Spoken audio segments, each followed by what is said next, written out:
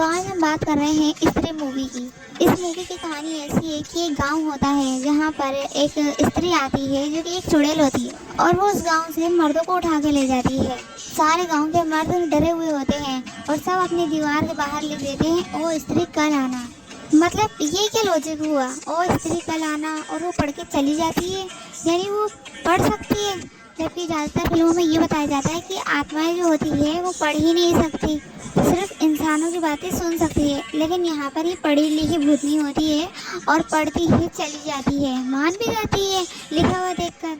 ये किस तरह की चुड़ैल है भाई? अरे चुड़ैल तो अपना शिकार छोड़ती ही नहीं है, और ये सिर्फ दीवार पे लिखा हुआ है कि कल आना, तो वो सोचती है कि कल ही आना है मुझे, वो चली जाती है। और ये राजकुमार राव एक टेलर होता है जो हाथों से नहीं आंखों से देख के ही अपने कस्टमर के नाप ले लेता है। श्रद्धा कपूर इस टेलर के पास अपना लहंगा बनवाने आती है और ज्यादातर ये साल में एक बार ही आती है। राजकुमार राव इससे प्यार करने लग जाता है और तब इसका दोस्त इसे बताता है कि ये क्यों साल में एक बार ही आती है और स्त्री भी तो साल में एक ही बार आती है। ये राजकुमार राव से छिपकली, पूछ और जादू टोने का जाने कौन कौन सा सामान मंगाती है। अपने दोस्त के समझाने पर राजकुमार राव को शक होता है कि हाँ ये कहीं स्त्री तो नहीं। भाई ये भी स्त्री हो सकती है, इसके भी पाँव उल्टे हो सकते हैं। लेकिन उस पहले ही स्त्री ले जाती है राजकुमार राव के दोस्त को, इस वाले को नहीं, दूसरे वाले को जिसका मुंह फुटबॉल की तरह है। और राजकुमार राव को लगता है कि ये इसकी जो स्त्री है यही इसे उठाकर लेकर गई है। वो खंडरों में जाता है जहाँ स्त्री का अड्डा होता है। अब वो वहाँ जाता है तो कहता है कि उसे छोड़ दो, बाकी तो उसे कोई मर्द मिलती नहीं है, ना अपना दोस्त मिलता है। और स्त्री डायरेक्ट राजकुमार राव पे ही अटैक कर देती है। तभी श्रद्धा कपूर पीछे से आती है और वो बचा लेती है। तो राजकुमार राव को बड़ी खुशी होती है कि उसकी गर्लफ्रेंड कोई चुड़ैल वुड़ैल नहीं है। फिर सब मिलकर स्त्री को मारने की साजिश रचते हैं और सोचते हैं कि इसका खात्मा किस तरह किया जाए। काफी खोजबीन करने के बाद पता चलता है कि स्त्री एक तवायफ थी और वो अपनी इज्जत की जिंदगी जीना चाहती थी अपने प्रेमी के साथ, लेकिन उसको जीने नहीं दिया गया।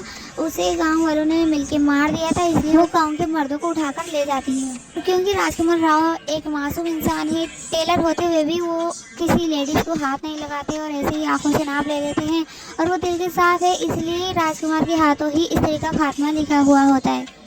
वाह, great logic.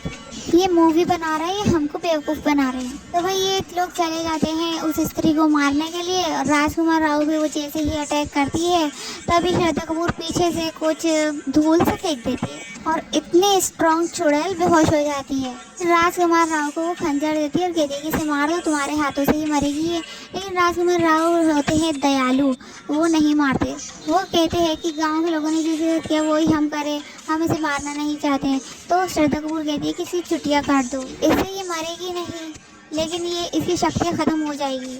Great logic again. इतना खिचड़ी कौन पकाता है भाई?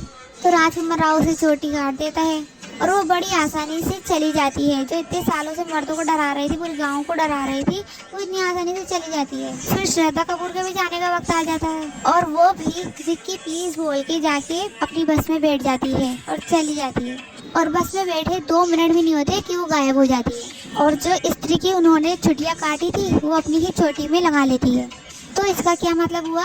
अरे यही मतलब हुआ कि श्रद्धा कपूर ही वो स्त्री थी, वही चुड़ैल थी। लेकिन इसका अगला पार्ट भी है जो इससे भी ज्यादा खिचड़ी पका हुआ है, और उसमें बताते हैं कि श्रद्धा कपूर बेटी होती है स्त्री, यानी चुड़ैल माँ चुड़ैल बेटी को नहीं पहचानती। तो फिर ये शुरू से कर क्या रही थी और हो क्या रहा था?